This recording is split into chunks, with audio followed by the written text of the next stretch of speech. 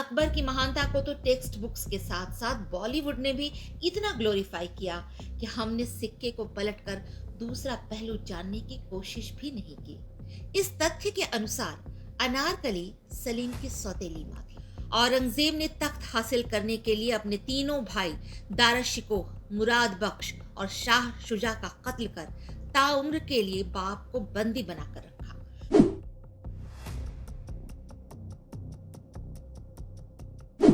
नमस्कार, मैं हूं पूजा वर्मा और जानू जंक्शन पर खरी खरी में आपका स्वागत है। मुगल बादशाहों की कहानियों पर बॉलीवुड के फिल्मकारों ने जमकर हाथ आजमाया है और अपना अपना परसेप्शन फिल्म के माध्यम से प्रस्तुत करते रहे हैं। अकबर, सलीम और अनारकली बॉलीवुड के पसंदीदा किरदार रहे हैं। इस दिशा में 1953 में बनी प्रदीप कुमार बीना राय स्टारर अनारकली, 1960 में बनी के आसिफ की दिलीप कुमार मधुबाला स्टारर मुगले आजम, 2008 में आशुतोष गोवारिकर की ऋतिक ऐश्वर्या स्टारर जोधा अकबर से लेकर आज तक यानी 70 सालों से हम भारतीय दर्शक वही इतिहास सच मानकर बैठे हैं जो इन फिल्मकारों ने हमें दिखाया। और अनारकली, सलीम, जोधा अकबर, शाहजहां, मुमताज, इन सब की मोहब्बत की दास्तान की खुमारी से अब तक बाहर नहीं निकले हैं। अकबर की महानता को तो टेक्स्ट बुक्स के साथ साथ बॉलीवुड ने भी इतना ग्लोरीफाई किया कि हमने सिक्के को पलटकर दूसरा पहलू जानने की कोशिश भी नहीं की। सच तो ये है कि इन फिल्मों में अर्ध सत्य को लेकर तथ्यों को तोड़ मरोड़ कर अपने मुताबिक ढालकर प्रेम की चाशनी में डुबोकर पेश किया गया। हालांकि ऐतिहासिक सत्य अपने सभी तथ्यों को बिखेरे हमेशा से मौजूद था, जिसे फिल्म या टीवी पर किसी भारतीय फिल्मकार ने कुरेदने की हिम्मत ही नहीं की। लेकिन अब ये हिम्मत दिखाई है ब्रिटिश फिल्मकार रॉन स्कैल्पेलो ने अपनी नई web series Taj divided by blood के माध्यम से, जिसे हम ZEE5 पर देख रहे हैं। भारत में वर्तमान दशक भ्रम विदारक युग बनकर आया। विशेषकर पिछले 5 वर्षों में भारत के इतिहास को लेकर अनेकानेक भ्रांतियां टूटी हैं। आप चाहें तो आज इस वीडियो को Taj divided by blood web series का रिव्यू मान सकते हैं, लेकिन दरअसल इस सीरीज ने मौका दिया है मुझे कि अकबर, सलीम, अनारकली जैसे किरदारों से जुड़े इतिहास के पन्नों पर से धूल झाड़कर आपकी नजरों के सामने रखूं, जो जानकर भी हम आप भूल गए हैं। और हाँ, मैं कोई स्पॉइलर नहीं दे रही हूं, उतना ही खोलूंगी जितना इसका ट्रेलर खुद खोलकर बताता है। आज सुना रही हूं सलीम अनारकली की असली दास्तान ऐतिहासिक तथ्यों के साथ, बिल्कुल खरी खरी। ताज वेब सीरीज इतना डिफरेंट और ऑथेंटिक इसलिए है क्योंकि ये किसी भारतीय या पाकिस्तानी कथाकार ने नहीं, बल्कि ब्रिटिश इतिहासकारों के निष्पक्ष संदर्भों से कहानी ली गई है। उदाहरण के तौर पर अकबर के क्रूर चरित्र को वहीं से शुरू किया गया है जब वो चित्तौड़ पर हमला करता है। 8000 राजपूतों को मौत के घाट उतारते वक्त उसने मासूम बच्चों को भी नहीं बख्शा, जिसके बाद हजारों राजपुतानियां अकबर के खौफ से जिंदा अग्निकुंड में कूदकर जौहर कर लेती हैं। मुगलिया चार दीवारी के भीतर किस तरह षड्यंत्र, धोखाधड़ी, खून खराबा और औरतों के शोषण का इतिहास पनपता रहा है, इसमें वो भी देखने को मिलता है। कहानी छलांग मारकर अकबर के बुढ़ापे से फिर शुरू होती है, जहां कमजोर अकबर किस तरह अपने वफादार महामंत्री बीरबल और सेनापति मान सिंह की बदौलत हिंदुस्तान की सियासत पर काबिज है, देखते बनता है। अकबर के तीनों शहजादों मुराद, सलीम और दानियाल में से तख्त के दावेदार का चुनाव कैसे हो, यही मुख्य कहानी है। ताज की खातिर इस लड़ाई में आगरा के किले के अंदर की गंदी राजनीति और खूनी खेल का जो चित्रण रॉन स्कैल्पेलो ने किया है, उसे देखकर हम इसे इंडियन गेम ऑफ थ्रोन्स कहें तो गलत नहीं होगा। जो बात इसे गेम ऑफ थ्रोन्स से भी बेहतर बनाती है वो ये है कि ये कोई फिक्शन यानी मनगढ़ंत कथा नहीं है, बल्कि इतिहास है। हालांकि हर सीरीज की तरह इसमें भी डिस्क्लेमर दिया गया है कि ये कहानी सिर्फ मनोरंजन के लिए बनाई गई है। फिर भी जिन्हें इतिहास में गहन रुचि है वे जानते हैं कि इसमें ऐतिहासिक तथ्य हैं, जिसके साथ फिल्म मेकिंग की थोड़ी आजादी ली गई है। एनसीईआरटी की किताबों से ऊपर उठकर जिन्होंने मुगलकालीन इतिहास पर अध्ययन या शोध किया है वे जानते हैं कि सलीम अनारकली की प्रेम कथा वो नहीं जो कि के आसिफ ने मुगल आजम में सुनाई थी। अकबर सलीम से इसलिए नहीं खफा हुए कि उसने एक कनीज से प्रेम संबंध बनाए, क्योंकि मुगल शाही खानदान में तो कनीज से संबंध बनाना आम बात थी। महल की दासियों को बादशाह और शहजादों की हर तरह से खिदमत करनी होती थी। तो फिर 1953 में बनी अनारकली फिल्म के बाद से लेकर अब तक किसी ने ये नहीं सोचा कि अनारकली से इतना बड़ा क्या अपराध हुआ था जिसकी वजह से उसे जिंदा दीवार में चुनवा दिया गया था। सलीम का गुनाह क्या था जिसके कारण उसे सल्तनत से निष्कासित कर दिया गया था? ऐसा इसलिए हुआ क्योंकि सलीम और अनारकली के बीच जाने या अनजाने में एक नापाक और वर्जित प्रेम संबंध स्थापित हुआ था। अनारकली, जिसका वास्तविक नाम शरफुन्निसा या नादिरा बेगम भी था, दरअसल अकबर की बीवी या रखैल दासी थी और अकबर के बेटे दानियाल की मां भी वही थी। इस तथ्य के अनुसार अनारकली सलीम की सौतेली मां थी। अब सवाल उठता है कि यह तथ्य आया कहां से, क्योंकि अकबर या जहांगीर के काल में अनारकली का कोई लिखित इतिहास नहीं मिलता है। अकबर के शाही दरबारी लेखक अबुल फजल ने आईने अकबरी में भी अनारकली के प्रसंग का कोई उल्लेख नहीं किया है। दरबारी लेखक ने क्यों नहीं उल्लेख किया, इसका कारण समझ सकते हैं। भला कौन बादशाह अपनी जीवनी में अप्रिय प्रसंग को लिखवाएगा? परंतु उस काल में हिंदुस्तान आने वाले विदेशी पर्यटकों ने अपने यात्रा वृत्तांत में अनारकली और उससे जुड़े किस्से का वर्णन किया है, जो इतिहास में किसी दस्तावेज से कम नहीं माना जाता है। विलियम फिंच नाम के एक ब्रिटिश पर्यटक और लेखक फरवरी 1611 में लाहौर आए थे। उन्होंने अपने यात्रा वृत्तांत में लिखा था कि अकबर की पसंदीदा बीवी अनारकली से संबंध रखने के जुर्म में अकबर ने अपने बेटे सलीम को सत्ता से बाहर कर दिया था और अनारकली को दीवार में जिंदा चुनवा दिया था।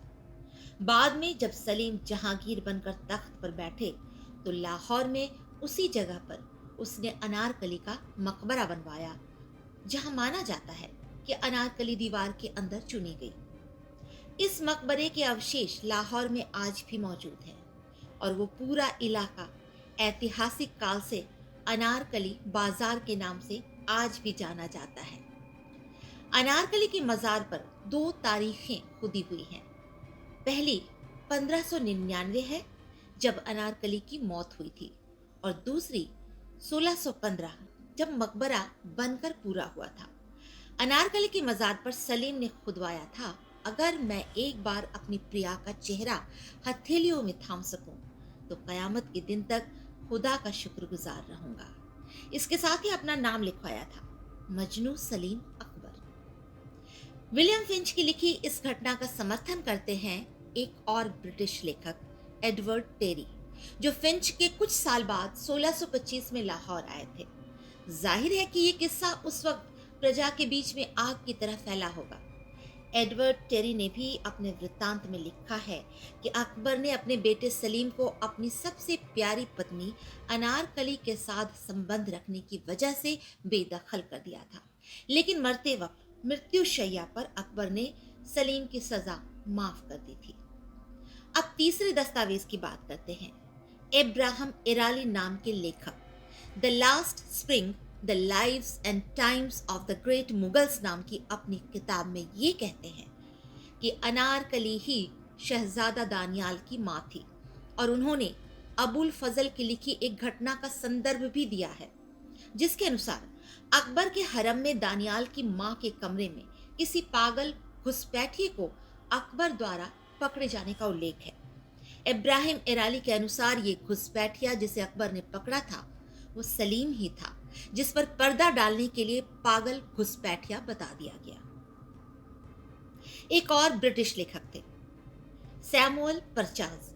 उन्होंने 1625 में एक किताब का संपादन किया जिसका नाम था परचाज हिज पिलग्रिम्स। इस किताब में परचाज ने विलियम फिंच की 1611 में लाहौर यात्रा और लाहौर में शेख फरीद की मस्जिद के पास अनारकली की कब्र का जिक्र किया है। परचाज ने भी अनारकली को अकबर के बेटे दानियाल की मां बताया है। अब पांचवें सबूत की बात करते हैं।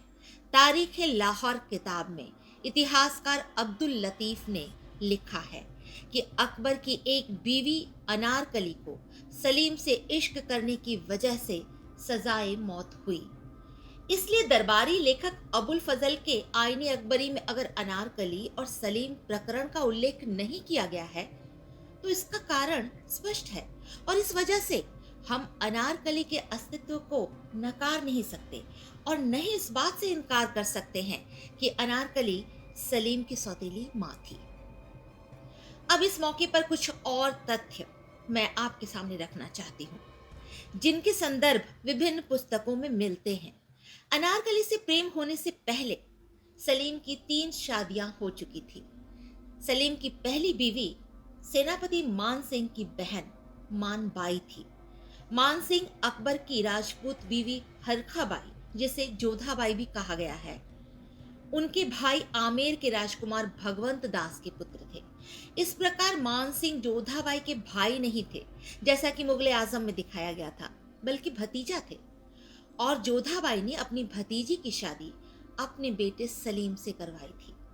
शायद ये भी आप जानते हो कि हरखा या जोधा बाई अकबर की चौथी बीवी थी, जिसे अकबर ने नाम दिया था मरियम उज़ ज़मानी। इससे पहले रुकैया और सलीमा बेगम दोनों ही अकबर की चचेरी बहनें थीं। रुकैया बेऔलाद रही तो अकबर ने अपनी विधवा चचेरी बहन सलीमा सुल्तान से निकाह किया, जो शहजादा मुराद की मां बनी। तीसरी बीवी नादिरा बेगम उर्फ अनारकली थी, जो एक कनीज रक्काशा यानी नृत्यांगना थी, जो शायद ईरान से आई थी। सलीम यानी जहांगीर की जिंदगी में कुल 20 बीवियां आई। उनकी 20वीं और आखिरी बेगम थी नूर जहां, जिसका असली नाम मेहरुन्निसा था। मेहरुन्निसा का पहला शौहर शेर अफगान बादशाह जहांगीर का मुलाजिम था, जिसकी मौत के बाद उसकी विधवा मेहरुन्निसा से जहांगीर ने निकाह किया। कुछ उल्लेख ऐसा भी मिलता है जिसमें कहा गया है कि जहांगीर ने ही मेहरुन्निसा के शौहर को मरवा डाला था। नूर जहां भी बड़ी सियासतदार थी। खुद मलिका बनते ही अपने पहले पति से जन्मी बेटी लाडली बेगम का निकाह सौतेले बेटे शहजादा शहरयार से करवाया और हमेशा उसी को गद्दी का वारिस बनाने की कोशिश में लगी रही। वैसे ये भी बता दूं कि खुद से बगावत करने के जुर्म में जहांगीर ने अपने सबसे बड़े बेटे खुसरो, जिसकी मां मानसी की बहन थी, उसकी आंखों में तार घुसेड़ कर अंधा करवाया था और कैद में रखा था। वैसे कुछ समय बाद मुगलिया परंपरा के अनुसार खुसरो की हत्या उसके भाई शहजादा खुर्रम ने की थी, जो आगे चलकर शाहजहां के नाम से सुल्तान बना। वही ग्रेट शाहजहां जिसने प्यार की निशानी कहा जाने वाला ताजमहल बनवाया, अपनी उस चौथी पत्नी मुमताज की याद में, जो उसके प्यार की 14वीं निशानी को जन्म देते वक्त दर्द से चल बसी, क्योंकि शाहजहां ने प्रसव के पूर्व मुमताज को 787 किलोमीटर यात्रा करने को मजबूर कर दिया था। इसी जहांगीर ने सिखों के 5वें गुरु अर्जुन देव सिंह को फांसी पर चढ़वाया था। वैसे आप ये भी ना भूले होंगे कि शाहजहां के साथ उसके बेटे औरंगजेब ने क्या किया। औरंगजेब ने तख्त हासिल करने के लिए अपने तीनों भाई दारा शिकोह, मुराद बख्श और शाह शुजा का कत्ल कर ताउम्र के लिए बाप को बंदी बनाकर रखा। औरंगजेब ने अपने बड़े भाई दारा शिकोह का सर कलम कर कैद खाने में बंद अपने बाप शाहजहां को उपहार में भिजवाया था। तो ये है मुगलों के खून से सने खून के रिश्तों और हवस भरी प्रेम कहानियों का सच। ये थी महान मुगलों की महानता की दास्तान। अयोध्या के सिंहासन पर बड़े भाई राम को बिठाने के लिए भरत का त्याग और लक्ष्मण की भक्ति को मुगलों के ये आज के चेले भला क्या समझेंगे। अब फिर से लौटते हैं web series Taj divided by blood पर, जिसमें मुगल सल्तनत की इस दास्तान को बेहतरीन ढंग से प्रस्तुत किया गया है। वेब सीरीज में और भी बहुत कुछ मिलेगा। बीरबल और मान सिंह की वफादारी, अबुल फजल और बदायूनी की मक्कारी, महाराणा प्रताप की बहादुरी, हुमायूं के दूसरे बेटे यानी अकबर का अपने भाई मिर्जा हाकिम से लड़ाई, दानियाल के अजब प्रेम की गजब कहानी, अकबर के हरम के भीतर बेगमों की कारस्तानी और भी बहुत कुछ। 10 एपिसोड की कहानी अभी सिर्फ अकबर के दौर का 2/3 भाग दिखाती है। लगता है गेम ऑफ थ्रोन्स की तरह ही ये दास्तान बहुत लंबी चलने वाली है। ये वेब सीरीज दर्शकों को बहुत रोमांचित करती है, क्योंकि द ग्रेट मुगल्स कितने ग्रेट थे, इसका कच्चा चिट्ठा इसमें खुलता नजर आ रहा है। धन्यवाद।